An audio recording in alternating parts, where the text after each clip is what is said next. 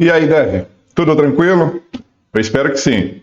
Bem-vindo a esse novo vídeo do canal Programação Orientada a Objeto com C#. Nós veremos nesse vídeo um recurso vindo com a versão 9 da linguagem. No momento em que eu gravo o vídeo, a linguagem C# já está em sua versão 10. Então, obviamente, se você estiver executando o ambiente .NET em seu equipamento com a versão atualizada do .NET, você terá acesso a esse recurso. O recurso é conhecido como Switch Expression, uma expressão de switch. Nós vamos ver um exemplo já existente na criação de um projeto usando Blazor, que é uma ferramenta da Microsoft para desenvolvimento de aplicações web muito interessante. O nosso foco não será o Blazor, mas sim a Switch Expression. Mas não custa nada nós trazermos esse recurso em um exemplo atualizado. Eu me baseei para esse vídeo em um vídeo já existente de um canal que eu sou inscrito.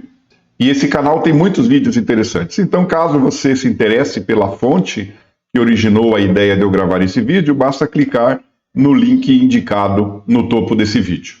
Nós vamos usar para a implementação do conteúdo deste vídeo o Visual Studio Community Edition.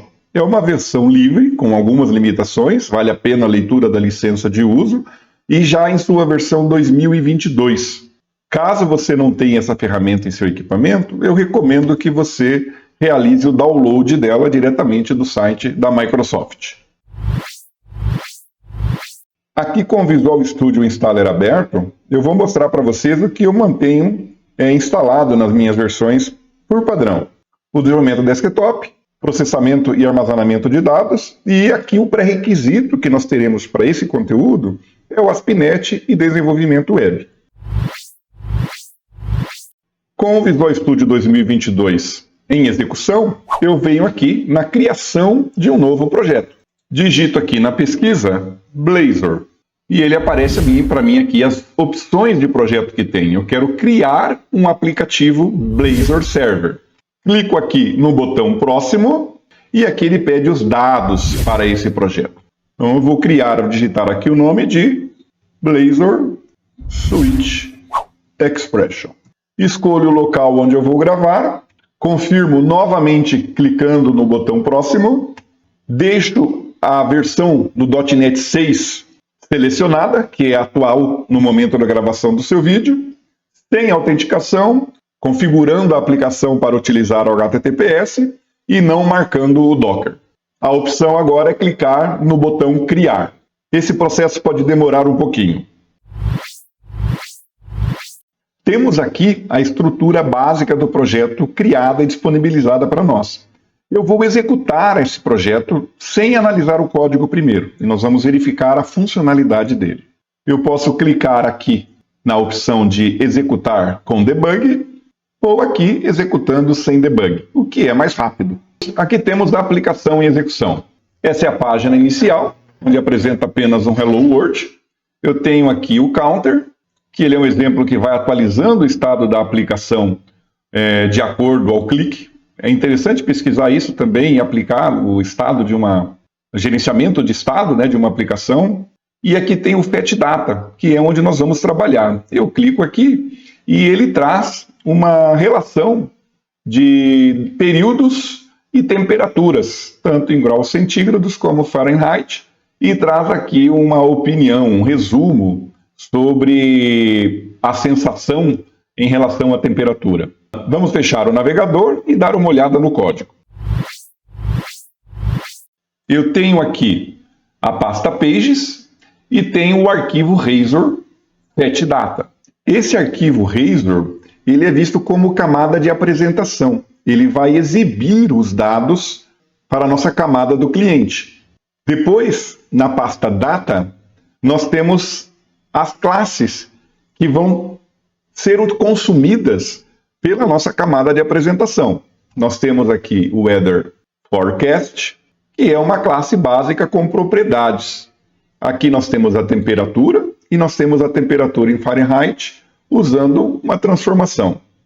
E nós temos o Weather Forecast Service. Deixa eu fechar aqui o Solution. Podemos aqui verificar no código que nós temos uma variável privada e estática chamada summaries, e ela tem valores dentro dela, que são aqueles valores que nós vimos na coluna de sumário, de resumo. E nós temos aqui um serviço assíncrono que retorna um array do nosso modelo de negócio, que é a classe que nós vimos agora há pouco. Eu vou formatar aqui para que possamos ver todo o código. Então nós temos aqui um retorno assíncrono, onde é feita uma randomização. Nós temos aqui o uso de range, de enumerable, que ele retorna uma quantidade de números, né? Começando em 1 e 5 vezes, então ele vai gerar 5 números para a gente. E para cada valor que esse range utiliza, eu vou chamá-lo de index e vou selecionar um novo objeto dessa classe com os valores para essa propriedade. Depois disso, eu transformo essa seleção, que é um enumerable, em uma matriz e devolvo essa matriz para quem consome esse serviço. Aqui na nossa camada de apresentação, nós temos a injeção daquele serviço. Então, aquele serviço é invocado aqui por essa página, vamos dizer assim. Mas onde há a invocação desse serviço? Se navegarmos aqui um pouco para baixo, nós verificamos que temos a definição de uma propriedade chamada forecast, que é privada, na realidade é um campo, do tipo de dado que nós trabalhamos, nosso modelo de negócio, que retorna uma matriz que pode ser nulável. E aqui atribuímos o valor para ela, que é o resultado da chamada síncrona, para aquele nosso método de serviço, mandando como argumento a data e hora atual. Vamos focar agora em nossa implementação da Switch Expression, o objetivo que temos para o nosso vídeo. Vamos abrir aqui a nossa classe de serviço e a primeira coisa que nós faremos, nós não vamos ter esse retorno aqui, nós vamos separar isso. Então, vou colocar aqui uma linha. Aqui nós estamos usando o random, mas eu vou mudar ele um pouco. Como a gente vai trabalhar a separação, não direto tudo no retorno do método, nós vamos criar aqui uma variável, vou chamá-la de random, e ela vai receber uma nova instância de random. E vou pegar todo esse código relacionado ao enumerable e vou criar também uma variável chamada results, e atribuir para ela esse valor. Deixo aqui o toArray, ponto e vírgula, e vou dizer aqui que from result vai receber apenas results. Fecha parênteses. Temos a primeira alteração realizada, mas nós não estamos utilizando ainda o random e nós vamos precisar utilizá-lo. Então nós vamos substituir aqui na definição da temperatura em graus centígrados, nós vamos mudar isso daqui, vamos tirar esse random e vamos deixar aqui a nossa variável random. Ela vai gerar esse valor para a gente, no intervalo negativo de 20 até o positivo de 55. E aqui nós também vamos fazer a substituição e colocar o random. Dentro do nosso results, nós temos um conjunto de objetos da classe Weather Forecast. E nós precisamos trabalhar a propriedade summary dela, que nós queremos atribuir valores de acordo à sensação relacionada à temperatura. Então nós vamos trabalhar alguns padrões de relacionamento entre os valores, que são os símbolos de comparação, maior, menor igual, menor igual. Então nós vamos trabalhar isso fazendo aqui um for each, definimos var de R, usando aqui results. E o conhecimento básico que eu posso dizer que nós temos seria fazer um if. If o R ponto temperatura em graus centígrados menor que 0, nós poderíamos dizer que R na propriedade summary vai receber o valor quase congelando, ponto e vírgula. E daí nós tiraríamos aqui dessa seleção essa atribuição a summary. Só que veja, se nós temos várias opções para expressar a temperatura, nós precisaríamos ter um inúmero conjunto de ifs e else ifs. E isso não é muito produtivo, concorda? O código ficaria muito sujo. Eu poderia substituir isso daqui pelo switch. Teria o switch on R. temperatura centígrados, e aqui eu colocaria, digamos, E aqui eu poderia colocar case menor que zero, R summary igual quase congelando e precisaria do break. Essa é uma possibilidade, mas também meu código ficaria um pouco poluído. Então eu poderia aqui tirar esse switch e eu já começo com a minha atribuição em R. Em summary, eu vou chamar o R ponto temperatura em graus centígrados e vou fazer aqui um switch. E eu posso colocar aqui menor que zero, por meio de uma arrow function, eu vou dizer que ele retorna quase congelando. E caso eu não saiba, e eu posso ter várias comparações ali, mas o else, digamos assim, que nenhuma das comparações foi retornado verdadeiro, ou nós vamos ter o default do switch, onde nenhuma condição foi avaliada como verdadeira também, eu posso ter aqui o underline retornando, que digamos, sem opinião. Aqui é vírgula. E aqui eu fecho com ponto e vírgula. Vamos fazer um teste rápido na nossa aplicação? Eu vou gravá-la e vou aqui executar novamente. Vamos aqui no fetch data, verifique aqui. Olha, funcionou. Sem opinião e quase congelando. Muito bem, vamos terminar agora a implementação para a interpretação das temperaturas que nós registramos sem opinião. Mas antes disso, eu quero lhe mostrar que quando executamos a nossa aplicação Blazor, uma janela de console é exibida como log para a execução da nossa aplicação. Ok? A nossa aplicação fica ali em execução, mesmo se nós fecharmos a janela do navegador. Então, o importante é que se você quiser interromper realmente a execução da sua aplicação Blazor, você venha e feche a janela e depois feche a janela do navegador. Para implementarmos, então, essa continuidade do nosso projeto, eu vou executar a nossa aplicação agora no profile de debug, de depuração. Clico aqui. A janela de console está aberta com a execução e assim que alguma informação de log seja disponível, será exibida aqui para acompanharmos. Veja lá, em breve nossa aplicação será reiniciada. Aqui temos ela iniciando. Pronto. Venho aqui em fetch data e aqui verifico que temos uma temperatura em graus centígrados de 27 graus.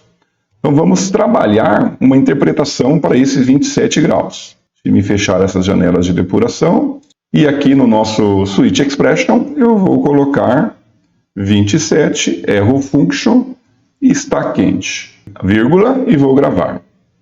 Vamos ver se isso mudou a nossa interface com o usuário. Verifique, não mudou, porque nós não mudamos nada na interface, nós mudamos no back, no código que está executando por trás dessa interface. Aqui nós temos algumas opções em relação à recarga dinâmica. Nós podemos deixar aqui, ó, recarga dinâmica ao salvar o arquivo. Vamos ver o que acontece. Eu venho aqui, eu vou mudar aqui para está ficando quente. Vou gravar. Verifique que quando gravamos, ele recarregou a página. E como os dados que nós estamos obtendo da temperatura são aleatórios, o 27 deixou de aparecer aqui. Então eu vou dar aqui um reload da página para verificar, buscando que o 27 apareça novamente. E vamos ver o que ele exibe. Eu vou clicar até o momento que ele apareça. Muito bem, depois de algumas tentativas, o 27 apareceu e marcou aqui, está ficando quente. Vamos ver outras opções. Eu vou colocar aqui agora uma outra comparação. Digamos que ele não é menor que 0. Ele pode ser menor que 15. E eu posso dar aqui como retorno a informação está frio. Aqui, e depois do 27, eu posso colocar aqui maior ou igual a 27, colocar aqui está ficando muito quente. Vírgula, gravo, voltamos aqui para a nossa aplicação, vou dar um reload nela. Nós temos aqui está ficando muito quente e está frio, e nós temos aqui uma situação de temperatura de 20 graus sem opinião. Vamos verificar o nosso código. Veja que entre 15 e 27, nós não temos o valor. Então a gente pode colocar aqui o menor que 27, vamos colocar está agradável. Bom, verifique agora que com essa alteração, nós temos aqui a situação de que esse código nunca vai ser executado, porque aqui nós colocamos um limite infinito.